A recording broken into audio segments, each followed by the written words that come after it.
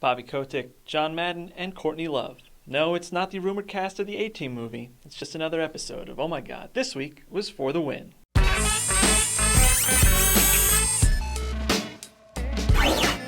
Good afternoon, and welcome back to another episode of the show that would not die. Oh my God, This Week Was For the Win. I'm your host, Luke Brown. You guys might not remember me at all, but you'll be glad to know that for the next 51 weeks, I'm your Huckleberry.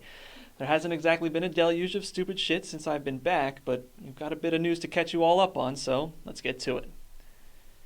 Earlier this week, Activision Blizzard CEO and probable baby eater Bobby Kotick spoke in a public forum about the video game industry. As usual, he had some things to say that made the community at large, and I imagine Activision employees specifically, very unhappy. Kotick stated that his goal when coming to Activision was to take all the fun out of making video games, and that he likes to keep his employees focused on the deep depression of the current economic situation, creating an environment of, and I quote, skepticism, pessimism, and fear.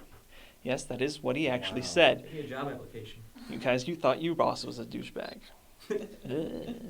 Now Bobby Kotick running his mouth is saying some stupid shit is nothing new, but these comments seem a little extreme even for him.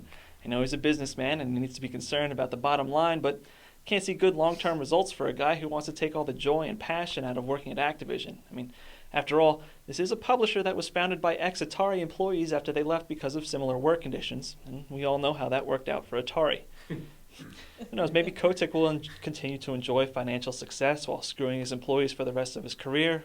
Perhaps, maybe, karma will bite him in the ass and he'll be raped by a bear. Yeah! Oh, wow. Just never know. These things There are about 6 of you out there who care, but I think it's worth mentioning that the Madden curse has struck once again. This time, Pittsburgh Steelers safety Troy Polamalu has fallen victim to the wrath of a specter of an overweight, mentally challenged, pteromecanophobic blowhard. One thing that always bothered me about this supposed curse is how the actual cursing doesn't follow any of the traditional gypsy or sheeny rules for cursing. It's not like any of the players ever spit on John Madden, pushed him down a flight of stairs, hit him with their car, laughed at him and called him a gypsy, or stole a Big Mac right out of his hands as he was about to eat it. I mean, where's the decorum here? There are rules for this type of thing, and EA is just refusing to follow them. If anything, shouldn't the players who turned down the opportunity to be on the Madden cover be the ones who feel John Madden's weight on their decision? Ooh.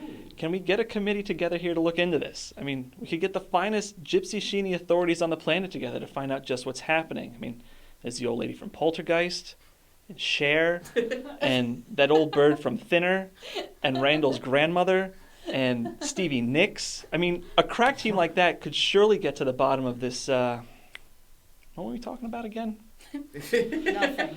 You thought the ballad of Kurt Cobain's corpse ended with his fantastic revival in Activision's Guitar Hero 5.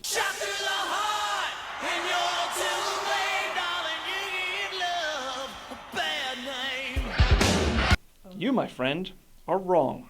Horlet, Courtney Love, has been twittering like a crack whore since the game's release, eloquently explaining that, for the record, this Guitar Hero expletive is a breach of contract on a bully's part, and there will be proper addressing of this and retraction. And we have nothing to do with this. It was presented to me, and Oi said, show me a better avatar to drag my heels. Never did I intend on allowing Guitar Hero for me or for Kurt. I am not Yoko expletive Ono, no offense to her, but I am a different person entirely, and this is insane.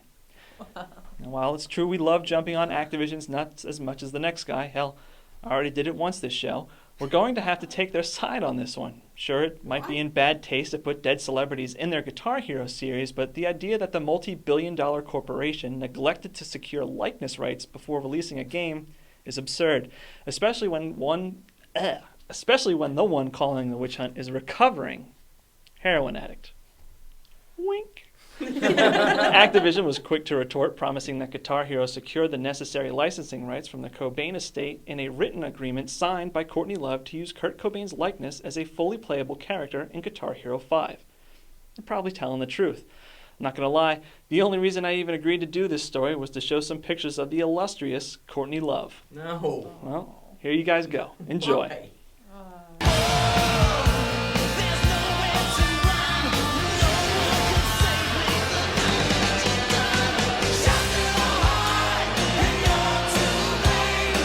And no, I didn't just do that for the fear Courtney might shoot me in the face with a shotgun and slip it under my chin to make it look like I killed myself. Hey-oh, ah.